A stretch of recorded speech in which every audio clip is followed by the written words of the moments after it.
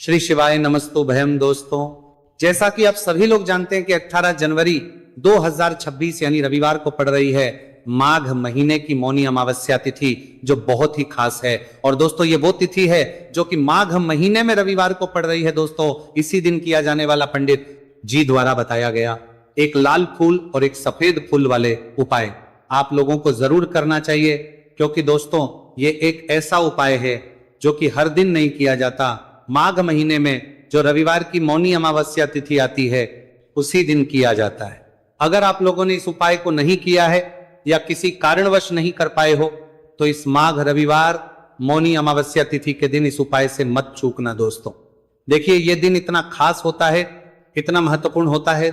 देखा गया है कभी कभी बड़े बड़े पूजा पाठ अनुष्ठान से जो मनोकामना पूर्ण नहीं होती है, वह माघ रविवार के दिन एक छोटे से करने से ही आपकी मनोकामना पूर्ण हो जाती है। और बहुत सारे लोगों ने इस उपाय को किया भी है और उनको इस उपाय को करने का फल भी जरूर मिला है। अगर आप लोग भी इस उपाय को इस रविवार के दिन करना चाहते हैं तो आप इस उपाय को पहले अच्छे से समझ लेना, सुन लेना, उसके बाद करना। आपको इस उपाय का फल जरूर मिलेगा, आपकी सभी मनोकामनाएं पूरी हो जाएंगी। दोस्तों, हम आपको यहाँ पर बता दें कि ये जो एक लाल फूल और एक सफेद फूल वाले उपाय है, ये उपाय पंडित जी ने अपनी अभी की सीहोर की कथा में ही बताया है। उपाय को करने से आपके घर में चाहे किसी भी प्रकार की दुख और समस्या क्यों ना चल रही हो, आपको उसका कारण भी नहीं पता है कि भाई ये समस्या किस कारण से चल रही है। उसका कुछ भी कारण हो सकता है, जैसे पितृदोष हो सकता है, काला सर्प दोष हो सकता है, या किसी भी तरह का मंगल दोष भी हो सकता है, और भी बहुत तरह के दोष होते हैं, कुछ भी हो सकता है। पर आपको इस उपाय को करने के लिए अपने दोष को पता लगाने की भी जरूरत है। आपके घर में किस कारण से इतनी दुख और परेशानी आ रही है वो भी आपको पता लगाने की जरूरत नहीं है। बस रविवार को मौनी अमावस्या तिथि के दिन इस उपाय को कर लेना है, क्योंकि इसी एकमात्र उपाय को करने से आपके पूरे घर परिवार में सुख और शांति हो जाएगी। आपके घर में अच्छे अच्छे काम होने लगेंगे। आपकी जो भी मनोकामना होगी वो भी धीरे धीरे करके पूर्ण होना शुरू हो जाएगी। अब हम समझते हैं इस एक लाल फूल और एक सफेद फूल वाले उपाय को आपको करना कैसे है, किसको करना है, किस करना है और कैसे करना है। देखो, उपाय बिल्कुल आसान है, बस समझने वाली बात है, ध्यान से समझिए। उसके बाद ही आप लोग जो है इस उपाय को जरूर कीजिएगा। सबसे पहली चीज हम लोग ये समझते हैं कि इस एक लाल फूल और एक सफेद फूल वाले उपाय को इस आने वाली रविवार मौनी अमावस्या तिथि के दिन किसको करना है। तो देखिए, इस उपाय को घर के सभी सदस्यों को करने की बिल्कुल भी जरूरत नहीं है। घर में से कोई एक मुख्य बड़ा सदस्य इस उपाय को करेगा तो उस घर परिवार के सभी सदस्यों को इस उपाय को करने का फल मिल जाएगा। पर वो बड़ा सदस्य कौन होगा, कौन व्यक्ति इस उपाय को करेगा, तो यहां पर देखिए हम आपको बता दें, घर की जो बड़ी माताएं बहनें होंगी, घर की बड़ी माताओं बहनों में से कोई भी एक माता बहन इस वाले उपाय को कर सकती है। अपने पूरे घर परिवार के लिए घर में सभी सदस्यों को इस उपाय को करने की जरूरत नहीं है। मात्र घर की जो माताएं बहनें हैं उनमें से कोई भी एक माता बहन इस वाले उपाय को करेगी तो उसके घर परिवार के पूरे सदस्यों को इस उपाय का फल मिलेगा। अगर किसी कारणवश माताएं बहनें घर में उपस्थित ना हो या वो इस उपाय को ना कर रही हो, कुछ दिक्कत हो, तो भाई उस जगह पर फिर घर का कोई बड़ा व्यक्ति भी इस उपाय को कर सकता है। माताओं बहनों के कहने का मतलब यह था कि माताएं बहनें घर की लक्ष्मी होती हैं। जब घर की लक्ष्मी कोई उपाय करती है तो निश्चित ही भगवान शिव जी जल्दी प्रसन्न होते हैं और उपाय का फल में बहुत जल्दी और बहुत बड़ा करके भी यहां पर देते हैं। तो आप लोग ये बात समझ गए होंगे। अब हम ये बात समझते हैं कि इस वाले उपाय को हमें करना किस समय है। एक लाल फूल और एक सफेद फूल वाले उपाय को हमें मौनी अमावस्या तिथि के दिन करना की समय है। तो देखिए, इस उपाय को करने का जो समय है सुबह का समय भी है और शाम का समय भी है। अब देखिए, यहां पर हम मुख्य रूप से सुबह का समय नहीं बोलेंगे, क्योंकि देखिए ये जो मौनी अमावस्या तिथि है, और आप सभी लोग जानते हैं रविवार मौनी अमावस्या तिथि के दिन का प्रदोष काल का मतलब शाम का जो समय होता है ना, इस दिन भगवान शिव जी का सबसे प्रिय दिन होता है। तो आप लोग इसे एक लाल फूल एक सफेद फूल वाले उपाय को सुबह के समय भी कर सकते हो और शाम के समय प्रदोष काल में भी कर सकते हो। सुबह के समय अगर कर रहे हो तो 10 या फिर 11 बजे तक भी अगर उपाय करोगे तो भी आपको उपाय का फल मिलेगा। वही अगर शाम के समय कर रहे हो तो इस दिन जरूर शाम के समय का ध्यान रखना कि शाम के 6 बजे से लेकर 7 बजे के बीच में अगर आप इस उपाय को कर सकते हो तो बिल्कुल कर लेना, पूरी कोशिश करना। पर अगर किसी कारणवश इस समय के बीच में ना कर पाओ तो रात 8 बजे तक भी अगर आप उपाय को करोगे तो आपको उपाय का फल जरूर मिलेगा। ये बात आपको समझ आ गई कि आप इस उपाय को सुबह और शाम दोनों समय कर सकते हो। मतलब करना आपको एक ही समय है। घर में से किसी एक ही बड़े व्यक्ति को करना है, एक ही बार इस उपाय को करना है, दोनों समय नहीं करना है।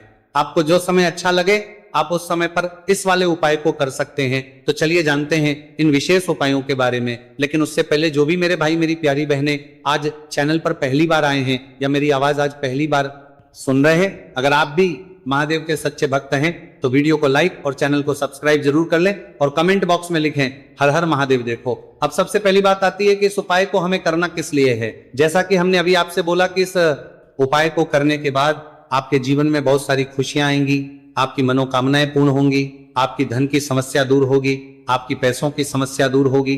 अब देखिए, अगर आप लोग सोच रहे हो कि भाई हमें अपना घर बनाना है पर घर बनाने के लिए पैसा नहीं है, हमें गाड़ी लेना है पर गाड़ी लेने के लिए पैसा नहीं है, हमें जमीन लेना है पर जमीन के लिए पैसों की कमी पड़ रही है, अगर ऐसी ही दिक्कत परेशानी या किसी भी तरह की धन से जुड़ी हुई समस्या या पैसों से जुड़ी हुई समस्या अगर आपके जीवन में चल रही है तो ये उपाय निश्चित ही आपके जीवन में बहुत सारे फल लाकर दे सकता है। इसीलिए अगर आपके घर में बहुत ज्यादा दिक्कत समस्या परेशानी चल रही है, धन से जुड़ी हुई, पैसों से जुड़ी हुई, धन की बहुत ज्यादा कमी आ रही है, पैसों की आवक नहीं हो रही है, भाई आप लोगों को इस वाले उपाय को जरूर करना चाहिए। घर में से किसी एक भी भाई व्यक्ति को। अब इस उपाय में करना क्या है वो सबसे पहले हम लोग जान लेते हैं। उपाय की सामग्री हम लोग सबसे पहले जानते हैं कि इस उपाय में किस किस चीज की आवश्यकता पड़ेगी। तो देखिए, उपाय का नाम तो एक लाल फूल और एक सफेद फूल वाला उपाय है, पर इस उपाय में कुल मिलाकर 4 सामग्री हमें लगने वाली, जो कि पंडित जी ने खुद सीहोर वाली कथा में बताया है।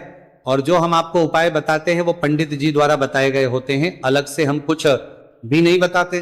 तो यहां पर हम लोग समझते हैं कि इस उपाय की सामग्री क्या है। तो देखो, उपाय की जो सामग्री है वो 4 सामग्री है, जिसमें से सबसे पहली सामग्री है एक बेलपत्र। देखो बेलपत्र क्या होती है, बेलपत्र जो शिव की शिवलिंग पर चढ़ती है। दूसरी चीज है एक शमी पत्र, शमी पर शिवलिंग पर ही चढ़ता है। तीसरी चीज है दोस्तों एक लाल फूल, उपाय का नाम है, तो एक यहां पर आपको लाल फूल लेना है। अब ये लाल फूल कौन सा लेना है, देखो शिवलिंग के ऊपर जो लाल फूल चढ़ता हो उनमें से कोई भी एक लाल फूल पसंद कर लेना और वो कहीं से तोड़कर या कहीं से खरीद कर लेकर आना और उस लाल फूल को उपाय में प्रयोग कर लेना।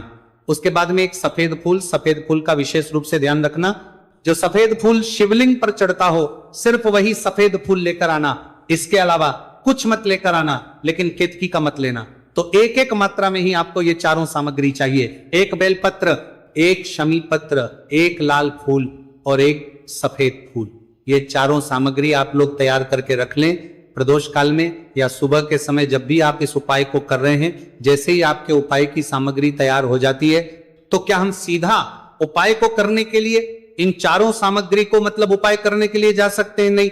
तो यहां पर आपको इस बात का ध्यान रखना है कि हम भगवान शिव जी को प्रसन्न करने के लिए तो जा रहे हैं, हम अपनी मनोकामना को पूर्ण करवाने के लिए तो जा रहे हैं, पर हमें यह दर्शाना बिल्कुल भी नहीं है कि हम सिर्फ अपने फायदे के लिए भगवान शिव जी के मंदिर में आए हैं। इसलिए हम इस उपाय को करने के साथ साथ में भगवान शिव जी की पूजन अर्चना के लिए कुछ सामग्री भी जरूर लेकर जाएंगे। जैसे कि सुबह समय अगर आप उपाय को कर रहे हो, इस एक लाल फूल और एक सफेद फूल वाले उपाय को, तो भाई सुबह के समय आपको एक लोटा जल लेकर जाना है।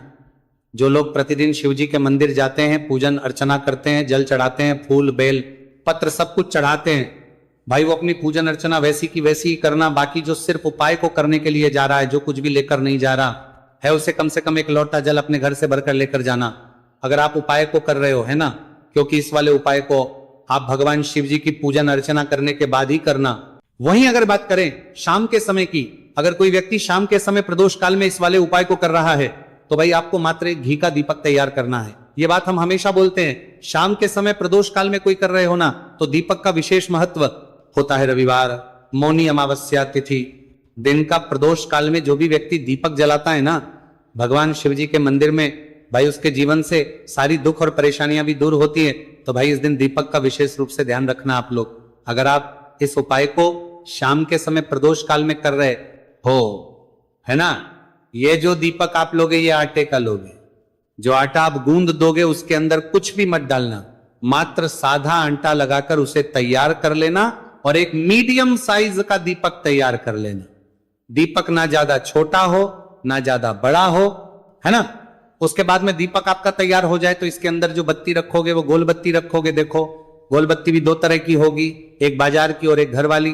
तो कोशिश करना अपने घर में जो रुई रखी हुई है उस रुई से आप लोग एक गोल बत्ती अपने ही हाथों से बनाओ, उपाय का फल अच्छा मिलता है। भगवान शिव जी जल्दी प्रसन्न होते हैं जब हम किसी भी उपाय को अपने हाथों से परिश्रम करके तैयार करते हैं। तो आपको उस दीपक के अंदर एक गोल बत्ती रख देनी है। इसके अंदर जो चीज आप लोग डालोगे वो डालोगे शुद्ध देसी गाय का घी।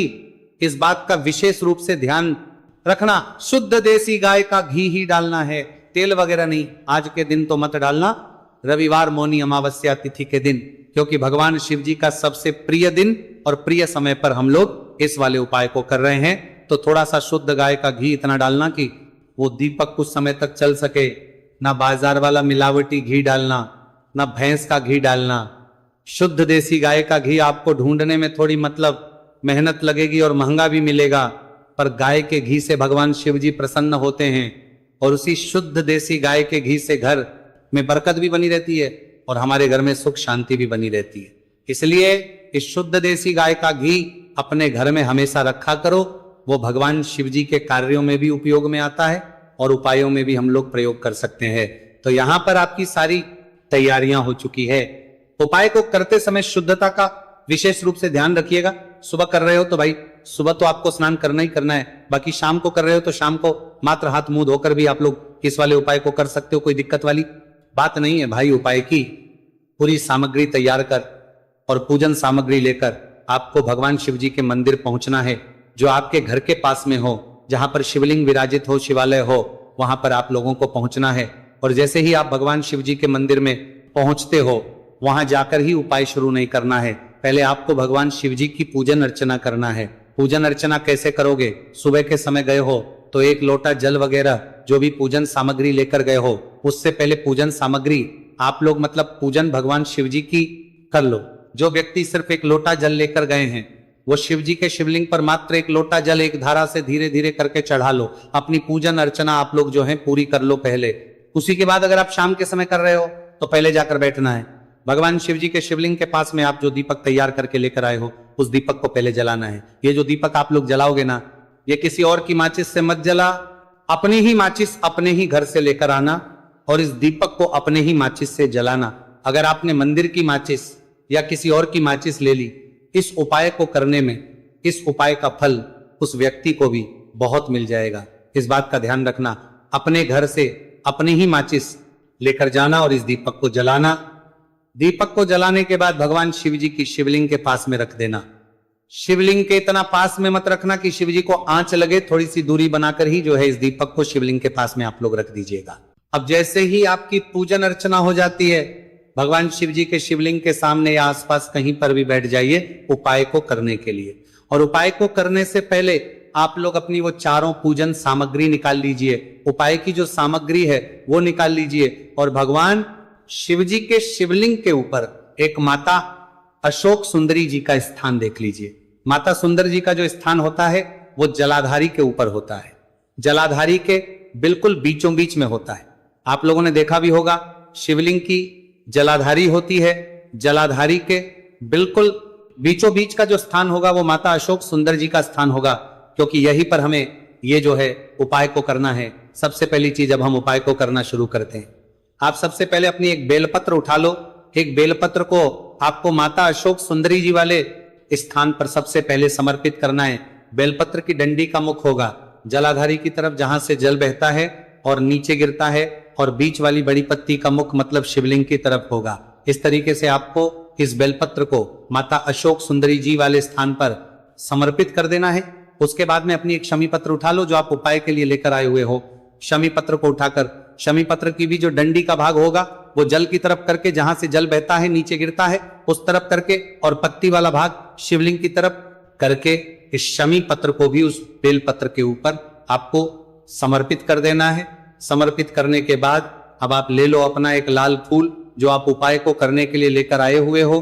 इस लाल फूल का जो खिला हुआ भाग होगा, चाहे वो गुलाब का फूल हो, चाहे कोई सा फूल जो शिवलिंग पर चढ़ता हो, भाई उस फूल का जो खिला हुआ भाग होगा वो शिवलिंग की तरफ होगा। बाकी जो पीछे का भाग होगा फूल का वो जलाधारी की तरफ, जहां से जल बहता है नीचे गिरता है उस तरफ होगा। और आखिरी में आपका जो एक सफेद फूल बचा हुआ है, इस सफेद फूल को भी आपको लेना है और सफेद फूल का जो खिला हुआ भाग होगा वो शिवलिंग की तरफ होगा, जहां पर शिवलिंग रखा हुआ है उस तरफ होगा, और डंडी का भाग जलाधारी के पीछे की तरफ हो जाएगा। मतलब जो जहां से जल बहता है और नीचे गिरता है, जब आप एक बेलपत्र, एक शमी पत्र और एक लाल फूल, एक सफेद फूल चढ़ा रहे हो, तो उस समय आप लोगों को कांता भगवान या कांता चक्र का नाम लेते हुए ही जो है इस उपाय को करना है, और भगवान शिवजी और नारायण जी का स्मरण करते हुए ही इस उपाय को आपको करना है। तो जब भी आप एक बेलपत्र, एक शमी पत्र, एक लाल फूल और एक कमी हो रही है, जो भी दुख और समस्या परेशानी चल रही हो आपको, अपनी वह दुख और जो है भगवान शिव जी से उपाय को पूरा करने के बाद वहीं पर पास में बैठकर बोल देना है, हाथ जोड़ के, आंखें बंद करके अपनी परेशानी और श्री शिवाय नमस्तु भयम का जाप करना है। दोस्तों, आज हमने इस वीडियो में कुछ उपाय बताए हैं जो आपको करने हैं। अगर आपको वीडियो अच्छी लगी हो तो वीडियो को 1 लाइक और चैनल को सब्सक्राइब जरूर करें। हर हर महादेव।